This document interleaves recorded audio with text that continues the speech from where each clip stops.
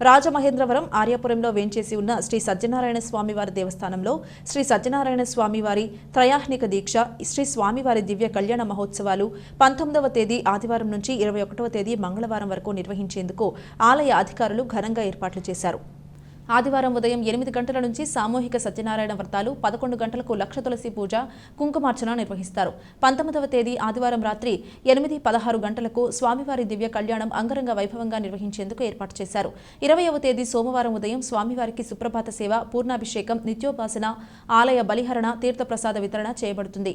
21వ తేదీ మంగళవారం స్వామివారికి సుప్రభాత సేవ, నిత్యోపాసన, పూర్ణాహుతి, ఆలయ బలిహరణ, చక్రస్నానం, సాయంత్రం 7 గంటలకు పుష్ప ఉత్సవం, పవళింపు సేవ జరుగుతుంది. భక్తులందరూ స్వామివారి దివ్య కళ్యాణ మహోత్సవాల్లో పాల్గొని తీర్థ ప్రసాదాలు స్వీకరించి స్వామివారి కృపకు పాత్రులు కావాలని ఆలయ అధికారులు కోరారు.